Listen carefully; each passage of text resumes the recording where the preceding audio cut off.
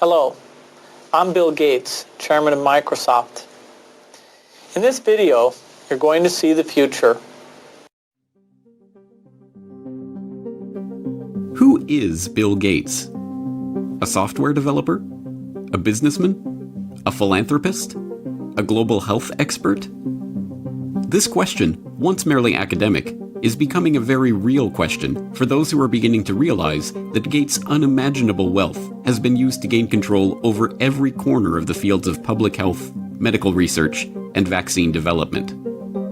And now that we are presented with the very problem that Gates has been talking about for years, we will soon find that this software developer with no medical training is going to leverage that wealth into control over the fates of billions of people. Because until we get almost everybody vaccinated globally, we still won't be fully back to normal. Bill Gates is no public health expert. He is not a doctor, an epidemiologist, or an infectious disease researcher. Yet somehow, he has become a central figure in the lives of billions of people, presuming to dictate the medical actions that will be required for the world to go back to normal. The transformation of Bill Gates from computer kingpin to global health czar is as remarkable as it is instructive, and it tells us a great deal about where we are heading as the world plunges into a crisis, the likes of which we have not seen before. This is the story of how Bill Gates monopolized global health. You're tuned into the Corbett Report. Until his reinvention as a philanthropist in the past decade, this is what many people thought of when they thought of Bill Gates. In the case of the United States versus Microsoft, the US Justice Department contended that the software giant had breached antitrust laws by competing unfairly against Netscape Communications in the internet browser market, effectively creating a monopoly. Bill's first concern was that the prosecution could potentially block the release of his company's latest operating system, Windows 98. Okay, you asking me about when I wrote this email, or what are you asking me about? I'm asking you about January of 1996. That month. Yes, sir. And what about it? What non-Microsoft browsers were you concerned about in January of 1996? I don't know what you mean concerned. What is it about the word concerned that you don't understand?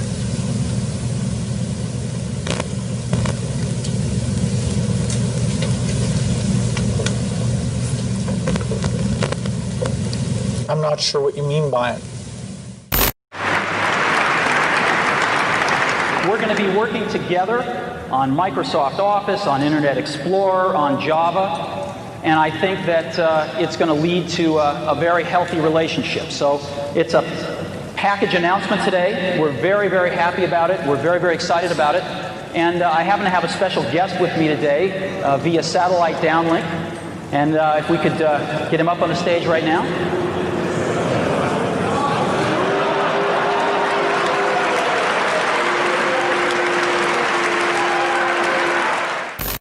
Police and security guards in Belgium were caught flat-footed today by a cowardly sneak attack on one of the world's wealthiest men. The target was Microsoft chairman Bill Gates, arriving for a meeting with community leaders. Watch what happens when a team of hitmen meet him first with a pie in the face.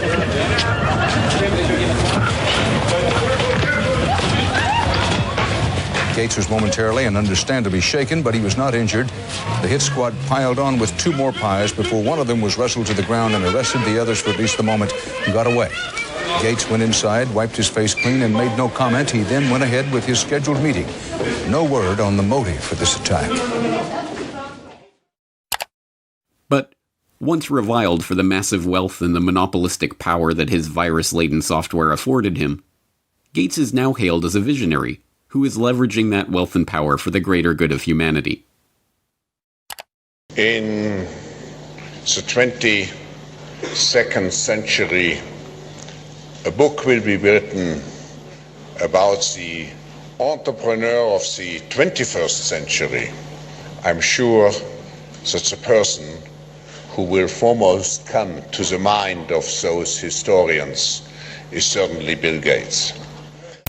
I don't think it's hyperbole to say that Bill Gates is singularly, I would argue, the most consequential individual of our generation. I mean that. Our next guest is one of the richest and most generous men in the world. Please welcome Bill Gates. At a time when everyone is looking to understand the scope of the pandemic and how to minimize the threat, one of the best informed voices is that of businessman and philanthropist Bill Gates. The process by which this reinvention of Gates's public image took place is not mysterious. It's the same process by which every billionaire has revived their public image since John D. Rockefeller hired Ivy Ledbetter Lee to transform him from the head of the Standard Oil Hydra into the kind old man handing out dimes to strangers. Don't you give a dime, Mr. Rockefeller? Go ahead. Give it a dime. Thank you, sir. Thank you very much. I consider myself... Thank you for the ride. I consider myself more than amply paid. Bless you, bless you, Yes. bless you. More to the point, John D. Rockefeller knew that to gain the adoration of the public, he had to appear to give them what they want: money. He devoted hundreds of millions of dollars of his vast oil monopoly fortune to establishing institutions that, he claimed, were for the public good. The General Education Board, the Rockefeller Institute of Medical Research, the Rockefeller Foundation. Similarly, Bill Gates has spent much of the past 2 decades transforming himself from software magnate into a benefactor of humanity through his own Bill and Melinda Gates Foundation.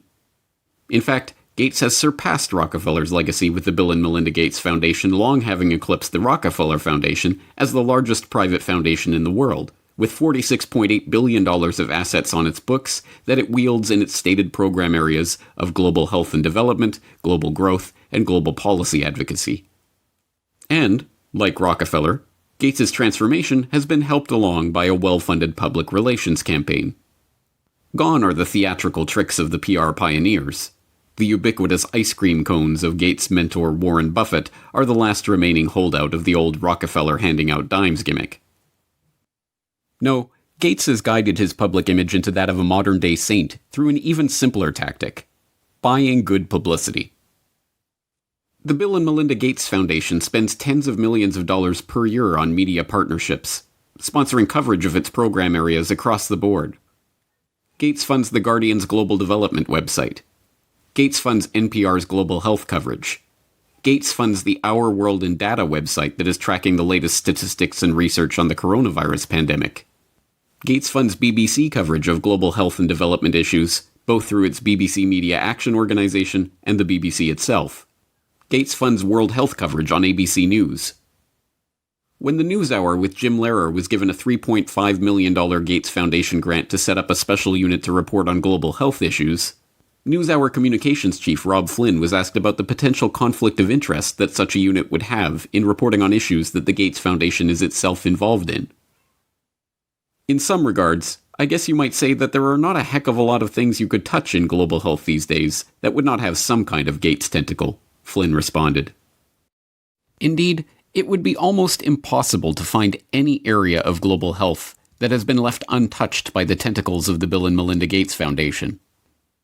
It was Gates who sponsored the meeting that led to the creation of Gavi, the Vaccine Alliance, a global public-private partnership bringing together state sponsors and big pharmaceutical companies whose specific goals include the creation of healthy markets for vaccines and other immunization products. As a founding partner of the alliance, the Gates Foundation provided $750 million in seed funding and has gone on to make over $4.1 billion in commitments to the group.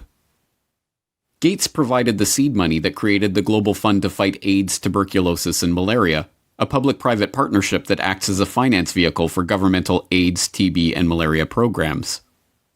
When a public-private partnership of governments, world health bodies, and 13 leading pharmaceutical companies came together in 2012 to accelerate progress toward eliminating or controlling 10 neglected tropical diseases, there was the Gates Foundation, with $363 million of support. When the Global Financing Facility for Women, Children, and Adolescents was launched in 2015 to leverage billions of dollars in public and private financing for global health and development programs, There was the Bill and Melinda Gates Foundation as a founding partner with a $275 million contribution. When the Coalition for Epidemic Preparedness Innovations was launched at the World Economic Forum in Davos in 2017 to develop vaccines against emerging infectious diseases, there was the Gates Foundation with an initial injection of $100 million. The examples go on and on. The Bill and Melinda Gates Foundation's fingerprints can be seen on every major global health initiative of the past 2 decades. And beyond the flashy multi-billion-dollar global partnerships, the foundation is behind hundreds of smaller country and region-specific grants, $10 million to combat a locust infestation in East Africa, or $300 million to support agricultural research in Africa and Asia, that add up to billions of dollars in commitments. It comes as no surprise, then, that far beyond the $250 million that the Gates Foundation has pledged to the fight against coronavirus, every aspect of the current coronavirus pandemic involves organizations, groups, and individuals with direct ties to Gates funding. From the start, the World Health Organization has directed the global response to the current pandemic. From its initial monitoring of the outbreak in Wuhan and its declaration in January that there was no evidence of human-to-human transmission, to its live media briefings and its technical guidance on country-level planning and other matters, the WHO has been the body setting the guidelines and recommendations shaping the global response to this outbreak. But even the World Health Organization itself is largely reliant on funds from the Bill and Melinda Gates Foundation. The WHO's most recent donor report shows that the Bill and Melinda Gates Foundation is the organization's second largest donor behind the United States government. The Gates Foundation single-handedly contributes more to the World Health Body than Australia, Canada, France, Germany, Russia, and the UK combined. What's more, current World Health Organization Director General Tedros Adhanom Ghebreyesus is in fact, like Bill Gates himself, not a medical doctor at all, but the controversial ex-Minister of Health of Ethiopia, who was accused of covering up 3 cholera outbreaks in the country during his tenure. Before joining the WHO, he served as chair of the Gates-founded Global Fund to fight AIDS, tuberculosis, and malaria, and sat on the board of the Gates-founded Gavi, the Vaccine Alliance, and the Gates-funded Stop TB Partnership. The current round of lockdowns and restrictive stay-home orders in Western countries were enacted on the back of alarming models predicting millions of deaths in the United States and hundreds of thousands in the UK. Imperial College in London released a COVID-19 report, and that's where most of our U.S. leaders are getting the information they're basing their decision-making on. The report runs us through a few different ways this could turn out depending on what our responses are. If we don't do anything to control this virus, over 80% of people in the U.S. would be infected over the course of the epidemic, with 2.2 million deaths from COVID-19. That 2.2 million deaths also doesn't account for the potential negative effects of health systems being overwhelmed. From this evening, I must give the British people a very simple instruction. You must stay at home. Enough is enough. Go home and stay home. A statewide order for people to stay at home. The work of 2 research groups was crucial in shaping the decisions of the UK and US governments to implement wide-ranging lockdowns, and, in turn, governments around the world. The first group, the Imperial College COVID-19 Research Team, issued a report on March 16th that predicted up to 500,000 deaths in the UK and 2.2 million deaths in the US unless strict government measures were put in place. The second group, the Institute for Health Metrics and Evaluation in Bill Gates' home state of Washington, helped provide data that corroborated the White House's initial estimates of the virus effects, estimates that have been repeatedly downgraded as the situation has progressed. Unsurprisingly, the Gates Foundation has injected substantial sums of money into both groups. This year alone, the Gates Foundation has already given $79 million to Imperial College, and in 2017, the foundation announced a $279 million investment into the IHME to expand its work collecting health data and creating models. Anthony Fauci, meanwhile, has become the face of the US government's coronavirus response, echoing Bill Gates' assertion that the country will not get back to normal until a good vaccine can be found to ensure the public's safety. If you want to get to pre-coronavirus, that might not ever happen in the sense of the fact that the threat is there, but I believe with the therapies that will be coming online and with the fact that I feel confident that over a period of time we will get a good vaccine, that we will never have to get back to where we are right back now. Beyond just their frequent collaborations and cooperation in the past, Fauci has direct ties to Gates' projects and funding. In 2010, he was appointed to the Leadership Council of the Gates-founded Decade of Vaccines project to implement a global vaccine action plan, a project to which Gates committed $10 billion of funding. And in October of last year, just as the current pandemic was beginning, the Gates Foundation announced a $100 million contribution to the National Institute of Health to help, among other programs, Fauci's National Institute of Allergy and Infectious Diseases research into HIV.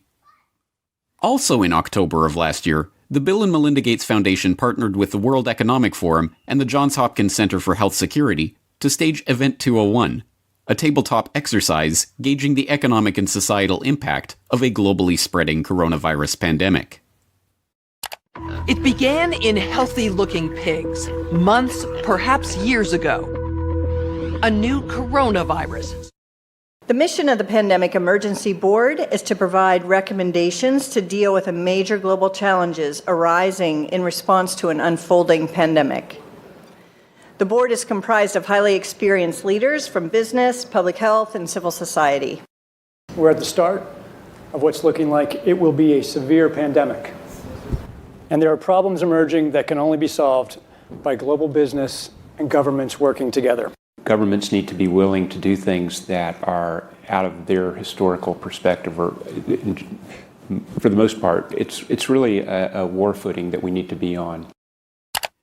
Given the incredible reach that the tentacles of the Bill and Melinda Gates Foundation have into every corner of the global health markets, it should not be surprising that the foundation has been intimately involved with every stage of the current pandemic crisis either. In effect, Gates has merely used the wealth from his domination of the software market to leverage himself into a similar position in the world of global health. The whole process has been cloaked in the mantle of selfless philanthropy, but the foundation is not structured as a charitable endeavor. Instead, it maintains a dual structure. The Bill and Melinda Gates Foundation distributes money to grantees, but a separate entity, the Bill and Melinda Gates Foundation Trust, manages the endowment assets. These two entities often have overlapping interests, and, as has been noted many times in the past, grants given by the foundation often directly benefit the value of the trust's assets. One of my favorite parts about my job at the Gates Foundation is that I get to travel to the developing world, and I do that quite regularly. My first trip in India, I was in a person's home where they had dirt floors, no running water, no electricity, and that's really what I see all over the world. So in short, I'm startled by all the things that they don't have. But I am surprised by one thing that they do have: Coca-Cola. Coke is everywhere. In fact, when I travel in the developing world, Coke feels ubiquitous.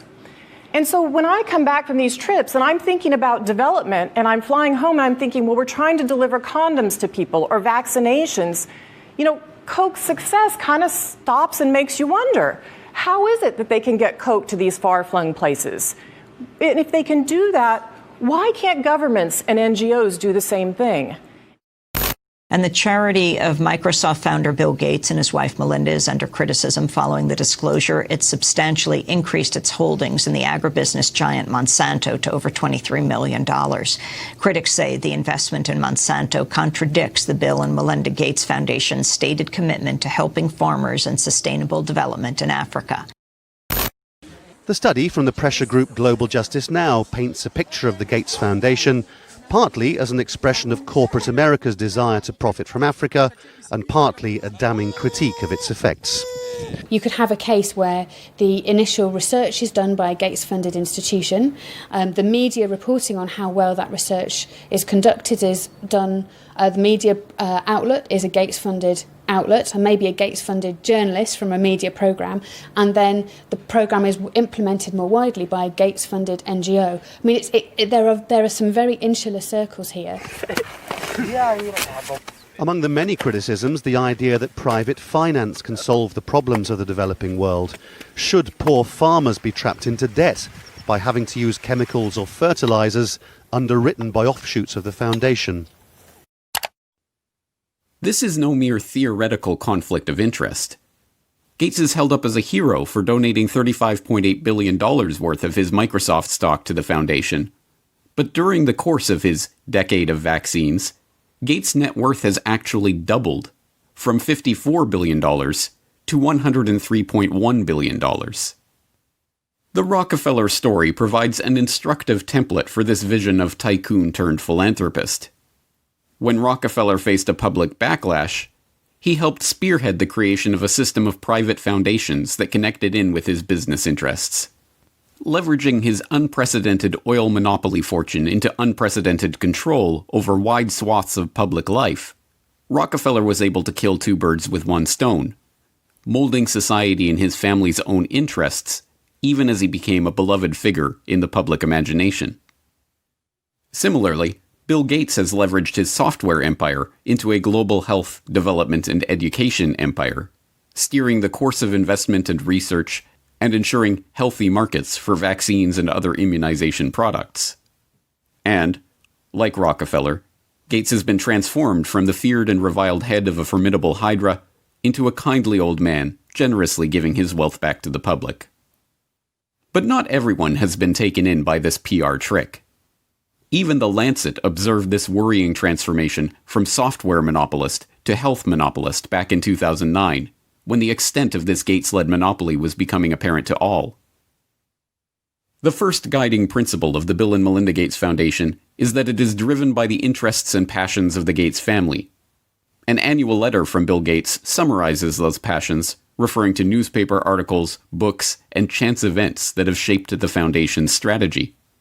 For such a large and influential investor in global health, is such a whimsical governance principle good enough? This brings us back to the question: who is Bill Gates? What are his driving interests? What motivates his decisions?